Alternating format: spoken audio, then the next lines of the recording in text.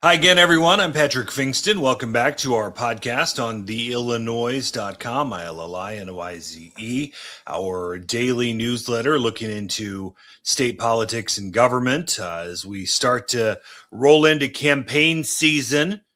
Some 110 days left until the November 3rd election. Hard to believe that we're getting closer, and we're going to have a lot of political talk on this weekly edition of the podcast between now and November, or mostly weekly edition of the podcast between now and November. Coming up on our show today, U.S. Senator Tammy Duckworth will join us. We'll talk about Iran. We'll talk about the Save America Act and voter ID. As well as a housing bill and affordability. We'll also talk to State Senator Linda Holmes, a Democrat from Aurora, who is not seeking re-election in November. She had some flare-ups of multiple sclerosis. We talked to her a little bit about her battle with that disease, how she's fought through it for many years, and how she decided it's now time to step aside. She's also one of the main sponsors of the medical aid in dying bill that the governor signed into law earlier this year. And we'll talk a little bit about that as well, because it was a hot button issue throughout the spring around the state. So we'll talk to Senator Holmes coming up as well. Before we get into those, though, it's been kind of a rough week ethically as we tape this on Thursday. Last week or so, we've had a resignation in the state house. We've had another federal indictment in the state house. Last Friday, July 3rd, Harry Benton, state representative, now former state representative from Plainfield in Will County, the Will DuPage County area. He resigned after 5 months of speculation. Back in February, you'll remember, he was kicked out of the House Democratic caucus under a real cloud of uncertainty as to why. We were able to report at the time that there were accusations against him of sexual harassment, which multiple sources confirmed. The legislative inspector general did a report that took months. Just before the 4th, around July 1st, Speaker Welch received the legislative inspector general's report and essentially put out a statement telling Benton resign or face expulsion from the House. On the 3rd of July, the day before the holiday, he submitted his resignation, did not withdraw from the November ballot until this week, but he is now gone, and Democrats will have to figure out who will replace him in both the House and in the election in November. That's a seat Republicans believe they can pick up. They thought Benton was very vulnerable. Now that he's out of the picture, we'll see if he's still vulnerable. Hard to tell. It's a district that kind of leans Democratic at this point, but Republicans do have a good candidate. Gabby Shanahan, a former Illinois Policy Institute staffer, former Americans for Prosperity staffer, young mom who is a good candidate. Almost beat Benton 2 years ago. Benton was kind of bailed out at the last minute by over $1 million in broadcast TV ads from House Democrats. So that could be a real battleground race come November. The second issue from last week is related to State Representative Carol Ammons, a Democrat from Urbana, who was indicted last Tuesday, the 8th, by a federal grand jury in Urbana. The charges are wire fraud, but the case is a little more complicated. She's accused of reshuffling state grants to charities or programs that employed her daughter, and also receiving kickbacks from some of those state grants that she helped author, as well as campaign spending improprieties where she is accused of receiving kickbacks in some campaign payments that her campaign committee made. Also faces a charge of lying to the FBI and conspiracy to commit obstruction of justice, as she and her husband, who's also charged, he's the Champaign County clerk, is charged with intimidating witnesses, trying to collude with witnesses to get them to change their stories as they talk to the FBI. Taping this Thursday, she was in court with her husband on Thursday morning in federal court in Urbana, and they pleaded not guilty. House Speaker Chris Welch did not call on Ammons to resign from the House. Interestingly enough, he removed her from the House Democratic Caucus, basically while the criminal situation plays out. House Republicans weren't waiting, though. They filed a petition to start a House investigative committee process against her, which theoretically could lead to her expulsion from the House. There's precedent for that in Derek Smith in 2012, though the last one with Speaker Madigan was slow walked by House Democrats in 2020. That committee in 2020 was led by now the Speaker of the House, Chris Welch. So we'll see how that goes over the next few months. That's the no good, very bad week for House Democrats on the ethics front.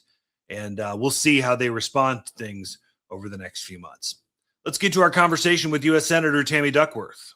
It's our pleasure to welcome the junior senator, soon to be the senior senator for the state of Illinois, Tammy Duckworth, who joins us from Washington. Senator, how are you? I'm doing great, thank you. How are you? We're doing well. Thanks so much for taking time. I know you're busy, jammed in between 100 things on a normal DC day.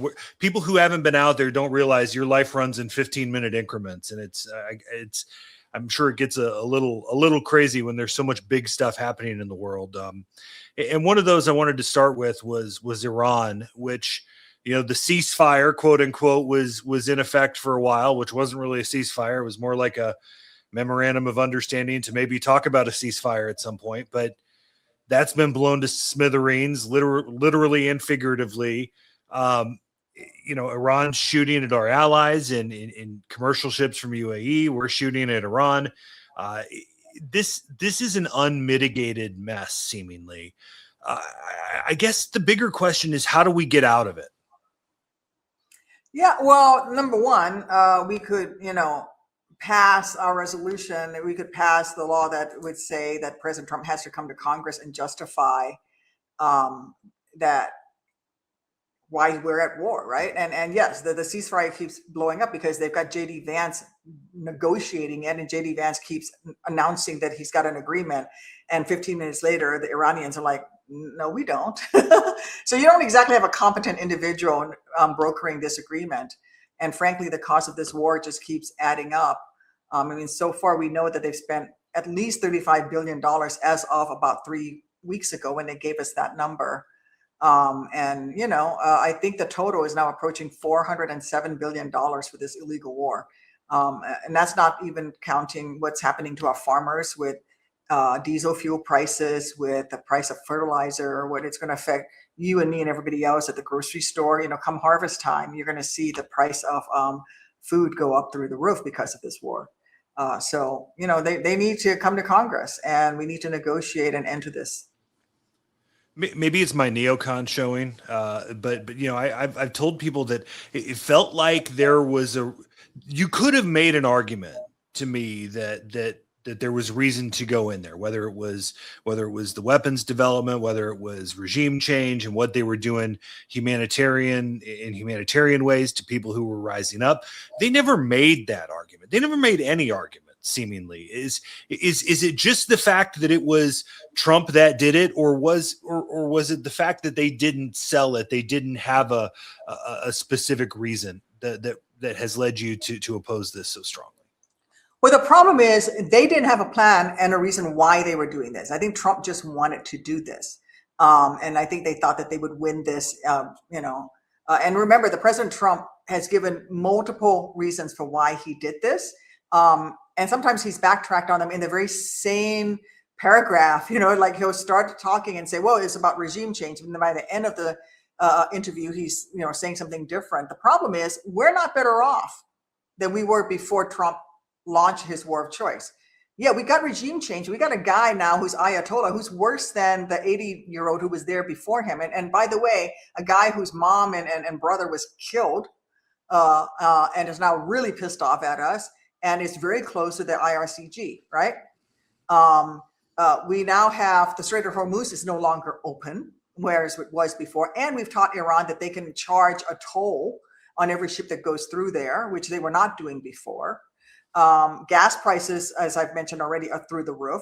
So what is better now than it was before? And by the way, he didn't eliminate the uranium stores that Iran had that, by the way, Trump said that were buried under, tens of feet of concrete from his previous bombing of Iran. So when you don't have a clear mission, you can never get the mission accomplished. And that's the problem that we have here is we have Trump, an incompetent commander-in-chief. We have Hegseth, the most incompetent Secretary of Defense in our nation's history, launching something without truly planning on what exactly they're doing and what is the end state. And I think that leads to where we are with the Strait, because this is kind of the big economic issue out there, right? I mean, that essentially has the world's economy on a knife edge right now because of all of the oil that moves through, all the precursors for generic medicine, fertilizer, et cetera, that you mentioned. Now it's closed again. Trump saying there's going to be a blockade again. There was this harebrained idea earlier in the week that lasted 24 hours that we were somehow magically going to take over the strait and start charging a toll. Where the hell that came from, I have no idea. Again, we're in this mess. We got to get out of it. So, and we don't want Iran to just treat the strait like it's their plaything where they're charging tolls and blocking people through that they don't want to get through. How do we get out of this? Well, number one, we have to get the international community on our side, right? And we're not doing that right now, not by the way that we're going about it. The very first step in this is for Trump and his administration to come to Congress and explain everything that they're doing, what the negotiations are, what is the end state that they're seeking, and allow Congress to be part of this, which, by the way, is it's in the law, right? They're supposed to do this, and they still haven't done it.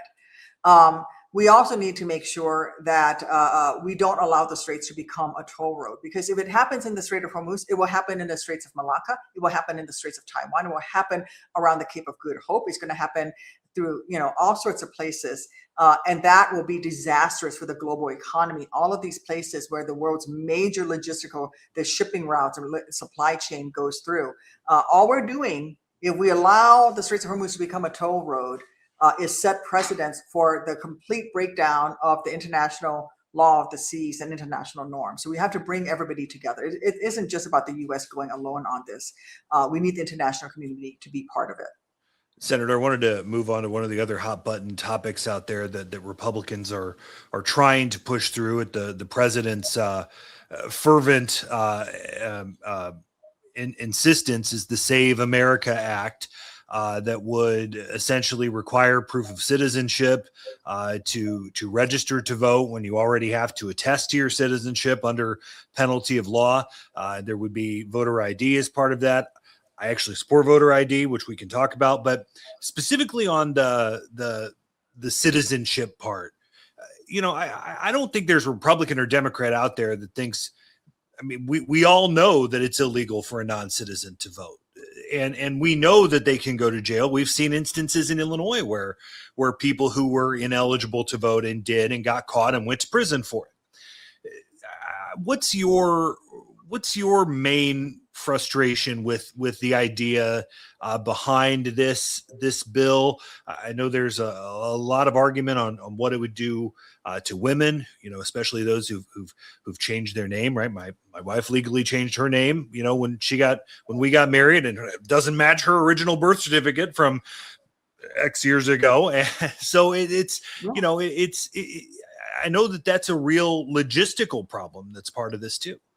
Well, it's a real logistical problem for 69 million women in the United States. So this is one of the biggest part of this, is that it really favors the wealthy, the people who can afford to spend $400 to get a passport. So if you are somebody who changed your name after you were married, your name no longer matches your birth certificate. So you can no longer go to vote unless you have a new citizenship document like a passport, or a citizenship certificate, which is very hard to get. Even a passport, you're waiting 6 months because of all of the Doge cuts that happened by Elon Musk. Everything is backed up. So if you can pay for the expedited passport, you're not going to get to vote this November if you change your name and it's different from your birth certificate. And so, by the way, a real ID doesn't work. A military ID does not work, because we have green card holders. And we have non-citizens who serve in our nation's military. So what are you going to use to prove citizenship to vote? And the real ID, by the way, uses birth certificate and all of those, the things that prove you're a citizen, right? I mean, it's no, real ID. should, no, a real ID should. I mean, right? It's those. I mean, the things that go into getting a real ID, proving who you are and your birth certificate and those sort of things. But shouldn't that be enough? No, because it doesn't prove citizenship. Yeah, you don't need to be an American citizen to get a real ID, right? If you get a driver's license, say you're a student at one of our universities and you get a driver's license and you want that to be a real ID so that you can, get on an airplane. You just show your passport from whatever country you're from. You show your lease agreement. You show your student ID, and you get your real ID. But you're not eligible to vote. The key thing is that the instances of voter fraud where somebody is found to have illegally voted who is not an American citizen is minuscule. It's not even like less than 1/10 of 1%. It is minuscule. So this is really, this law that Trump is pushing is really a voter suppression law. And it is a law that is designed to support those people who are the most wealthy, who can afford to pay for passports, who can afford to go through this process. And would discriminate against people using military ID cards, against tribal ID cards. It would also, by the way, require states to turn over their voter rolls to the Department of Homeland Security. So it's very much anti-state rights. And so this is really scary because we all have heard instances of when somebody has been wrongfully declared dead by the federal government, right? Or there's been a mistake at the federal level. It is almost impossible to fix the mistake at the federal level. I mean, I get these cases all the time in my Senate offices where someone, was declared dead because somebody else with a similar last name and a similar birth date died. And we spent a lot of time to fix those problems. So you could be disenfranchised for a very long time if you're talking about, getting the federal government involved in voter IDs and voter rolls. We all came back from vacation this weekend with colds. So I had to go to the store this weekend and buy NyQuil, and I had to show an ID, get it scanned because of the acetaminophen or because of the drugs in the NyQuil. It didn't bat an eye to have to show my driver's license, get it scanned to buy NyQuil. Why is it such a threat to democracy for folks to show their ID, especially, by the way, I would argue that there needs to be a program for a free ID for the purpose of voting, which I think can easily be done. I fully that is it. If full hands up there. But why should it be? Why is it such a problem for someone to have to show a driver's license or some sort of state ID to vote? Well, the problem is that driver's license and that state ID no longer qualify you to vote under this law because it's not proof of citizenship. It just is proof of residency and the ability to drive a car in your state. But in general, right? In normal circumstances, like today. Yeah, right. But that's my point, is that this law is faulty. This law says you have to prove citizenship, and your citizenship proof has to match your current ID. And but you oppose voter ID anyway, and I guess I'm just trying to understand why. Because there's not universal free ID cards for people. That's my problem. You're disenfranchising the poor. You're disenfranchising people who live a long way away from the local DMV. If there is a way for people to get IDs very easily at their local town, their local municipality, then I would be fully supportive. But the problem is it disenfranchises people who have a hard time getting an ID card. And if you have a hard time getting an ID card, then you've got to come up with some other way to allow folks to vote. And so that's been my position. I'm not opposed to showing an ID to vote. I'm just opposed to showing an ID only requiring a certain type of ID that a lot of people cannot get. And by the way, this law says that your driver's license, your state ID card, none of that qualifies you to vote. Couple of things before we let you go. One of the parts of the Save America Act debate that the president has interjected is essentially threatening to hold up a housing bill, bipartisan housing bill that you all passed. What's the problem in holding this up? I know you were supportive of this bill. I know you're frustrated with the hold up. Why?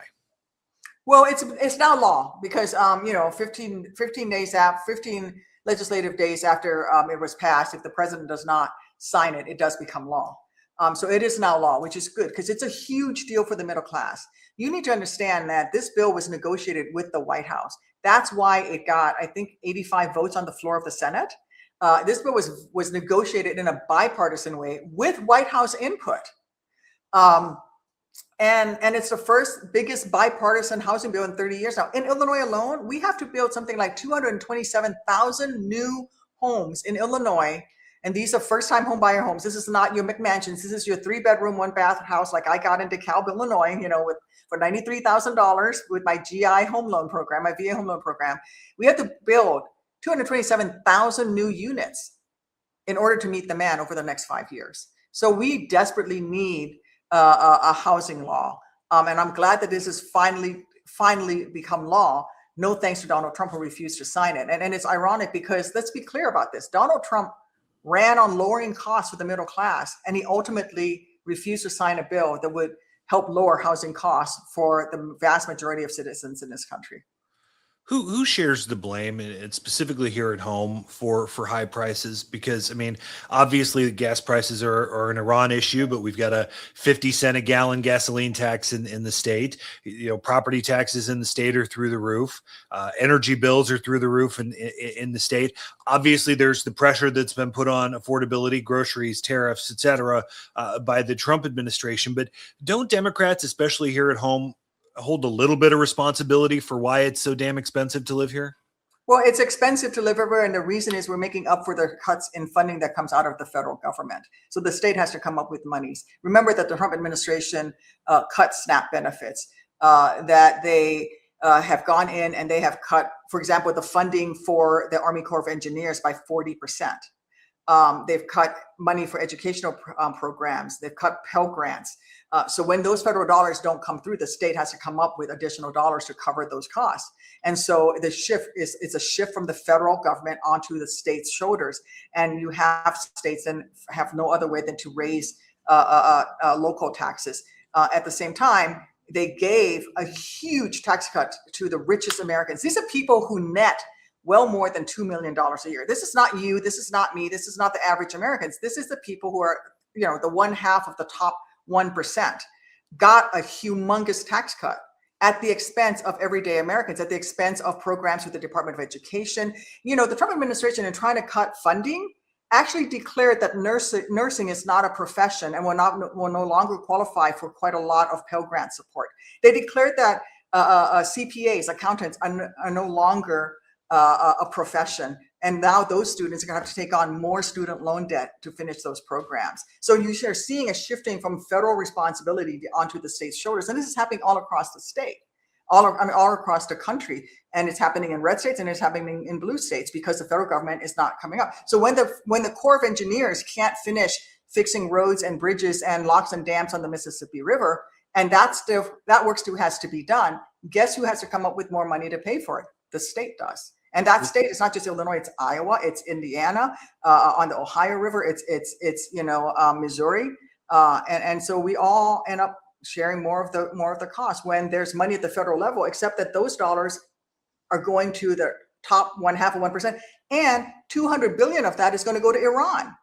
Donald Trump has said he'd rather rebuild Iran before he'd rebuild the United States. He's committing $200 billion to rebuild Iran in these negotiations. Heck, give me 1/50th of the $200 billion for the state of Illinois, please. I'd like to rebuild Illinois. We've got bridges that need to be fixed. We'll see you at the State Fair.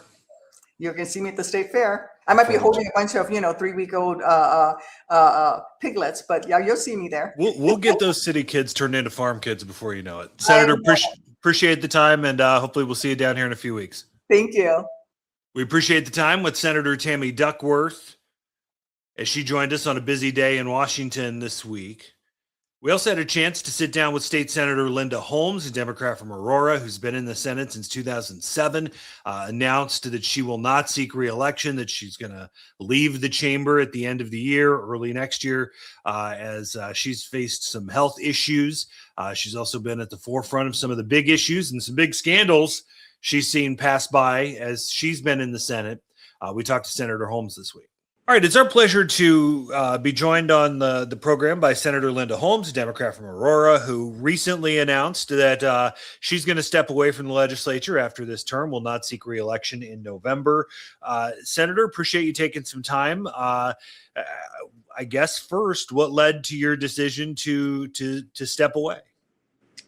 I have been serving. I was elected in 2006, and the upcoming term is a 2-year term. And I thought, well, I'm still going to do this next 2 years, and then I would end up serving 22 years. So that had been my intention. Unfortunately, my body had different intentions. I have been diagnosed with MS for 37 years. I've been very, very fortunate in that I don't have fatigue or a lot of other symptoms, and I've been able to sort of just push through and overcome it. Unfortunately, towards the end of May, I started having some symptoms that caused some problems. I ended up in the emergency room. I also ended up the very last week of session. I wasn't sure I'd be able to be there, but I came pretty much straight from the emergency room. I was home for a day and in Springfield the next day. And that sort of led me to discover, after talking to the doctors, that they're saying, I can't continue just to push through. I've got to start moderating my activity and start making sure I get enough sleep and I get enough rest, and I sort of behave myself a little bit as I am getting older. And the MS has done a serious amount of damage, even though it doesn't appear that obvious.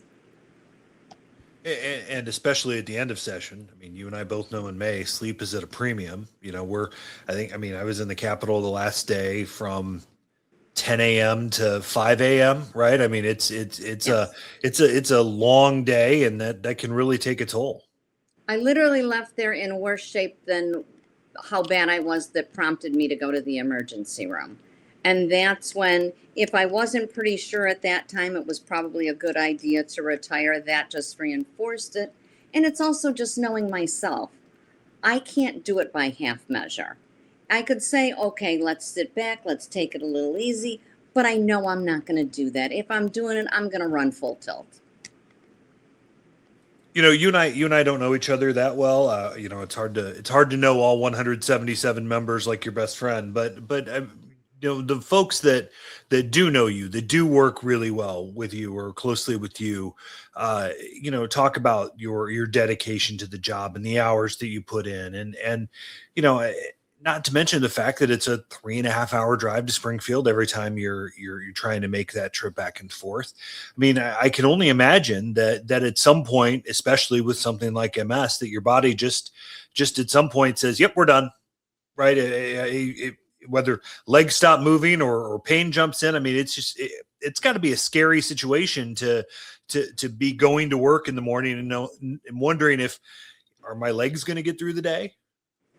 And that really is the reality. I'm glad you understand that, because it is something you can't predict, and it's so unexpected. I mean, I got used to people occasionally asking me in the Capitol, "Oh, did you hurt yourself? Are you limping?" And it's like, nah, things just aren't working quite right. And I just sort of brush by it and ignore it. But like I said, I just can't keep doing that. It's time for me to really take care of myself. So that's what I did. I have to say, in my 20 years, I think I have missed 4 days of session in my entire career. So yeah, I sort of am very dedicated to the job. I've been really privileged to have this job. As you look back on your way out, obviously we were kind of joking before we started. Like the first line of your obituary is going to mention the medical aid and dying bill that took a long time to get through the legislature, and was a very controversial bill. And I mean, even the Pope and the governor talked about it, right? I mean, talk about that. Talk about having your bill talked about in the Vatican. And you know, I've talked about this bill before, that it's complicated, right? For any of us Yes. who've had a family member deteriorate and die from cancer or things like that, and known that there was, you know, that it was just sort of pain and pain management at the end. And but then there are those that, you know, and the pro-life movement who believes in the value of life. And why do you think that this is this is good for people when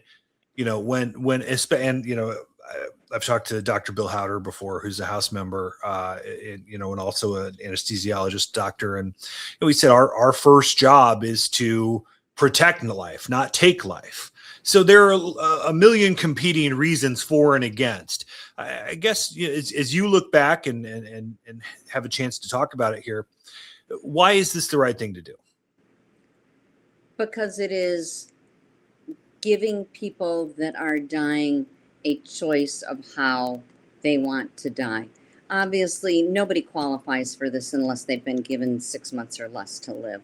Most people don't do this until they're within a week or so of dying, to be quite honest. Because I keep trying to explain to people, these are not people that want to die. These are people that are going to die. They just don't want to do it in excruciating pain. So that's the humane reason for doing this. I understand that if you have an ethical or religious objection to it, that's fine, which is exactly why it's a choice. Nobody's telling you you have to do it. They're just putting it out there as an option on the table to relieve suffering.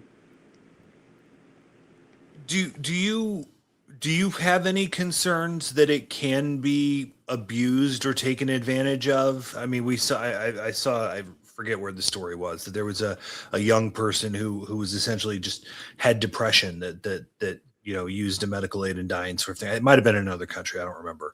I don't remember the specifics as we talk about it here, and I apologize for that. But I'll come better prepared next time. No, that's fine. We have so many guardrails in place to prevent that from happening. If that doctor, for one thing, it has to be two doctors that agree on the diagnosis of the amount of time you have left to live. And obviously, we know that that's up in the air. I will tell you, most often doctors tell you have more time than you really do because they don't want to take away hope. On the other hand, if either of those doctors is concerned that you don't have the mental capacity to be making an informed decision, or there is a mental health concern, they can deem you not eligible for doing it. So there are so many guardrails in place. I've also had people tell me, the disability community telling me, well, our doctors don't value our lives. As somebody who, quite frankly, is part of that disability community, if you are seeing a doctor that you feel doesn't value your life, oh, please get another doctor. I have never been treated that way by a doctor. As you look back now on essentially 20 years in the Senate, you've been through a few things, you've seen a few things. 2006 was my first election cycle as a real reporter, cub reporter back in the day. From Blagojevich to impeachment to Quinn and Rauner and the budget stalemate and the COVID fiasco and just all of the not to mention the Madigan thing that was a cloud over the entire legislature, right? There's been a lot happening outside of just the normal day-to-day of what the legislature has to do. You know the old phrase, right? Watch the roller coaster, don't ride the roller coaster, but you can't really help but ride it when you're in the Senate. Are there days that you just wake up and read the headlines and say, what the hell is going on? Of course there are. Of course there are. One thing I can say is in this job, I have never been bored. It is constantly and ever changing. Obviously, the dramatic headlines are the ones that make the news stories. There's an awful lot of good that also goes on during that time, and there's a lot of good I feel that I've done in the time I've been able to serve. But yes, there are those circumstances there where you really do look and think, what was someone thinking, and how could you do this? And so it's been difficult, and the job, quite honestly, has even changed over the years. When I came in, I don't know that people realized I was the first Democratic member that I was the second one that had any part of DuPage County. I was the second one that had part of Kane County. I mean, the General Assembly was pretty much Republican in those days.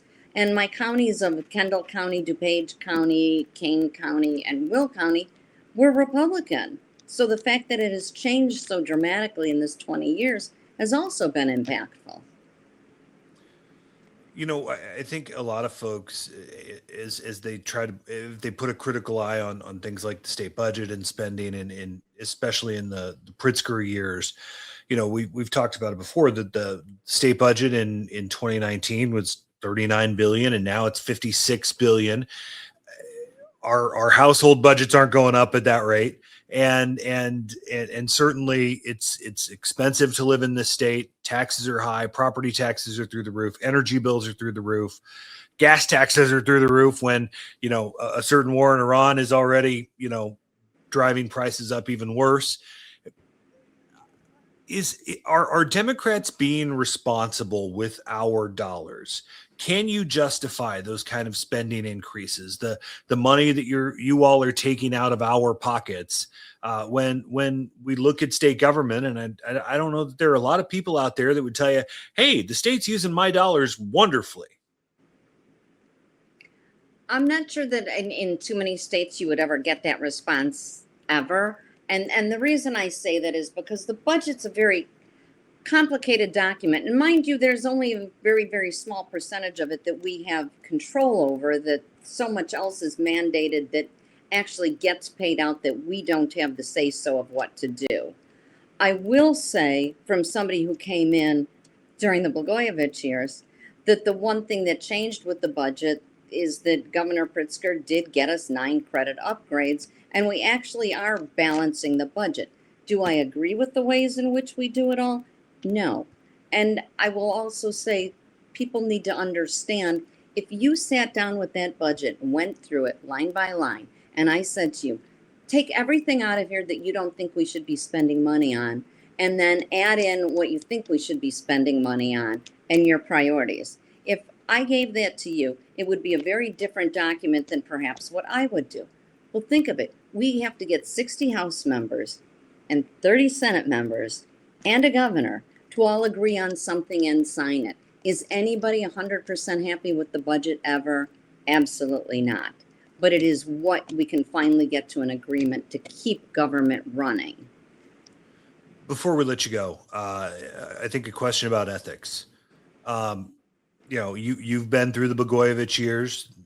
We can mention the senators that have run into issues, the Cullerton, the Link, the Sandoval, et cetera. And now you've got the Harry Benton issue, the Carol Ammons issue in the House. There was Arroyo before that. There are clearly issues where I think folks can, objectively look and say, there's a problem with Democrats in the legislature doing bad things, and we need to have tighter ethics laws. Would you agree with that or not?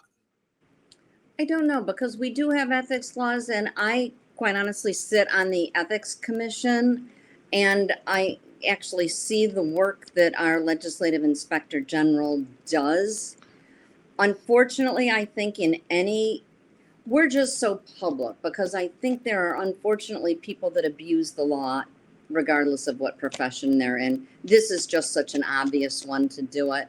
And I will say, I know right now with the vast number of Democrats we have that it seems to be falling on that side. However, through history, we know that corruption and abuse of power impacts both parties. Senator Linda Holmes, who will retire after 20 years in the Senate at the end of this year, early next year. Senator, appreciate your time. Thank you for your service. Hopefully we'll see you down for veto session, and wishing you the best. Thank you so much. Can I just add that I want to thank everybody. I have been incredibly privileged to do this job, and I have loved every single minute of it. So thank you. Great. Thanks, Senator. Thank you. All right, thanks to Senator Linda Holmes. Appreciate her time and wish her the best in her journey as she continues to deal with the effects of multiple sclerosis. She's a real fighter, and one that I know has a ton of respect inside the State House. Thank you for taking time for joining us. Subscribe to the podcast on YouTube, on Spotify, Amazon, Apple, all of those places where you get your podcast. The audio feed goes there too. Thanks so much for joining us. We'll talk to you again soon on the Illinoize podcast.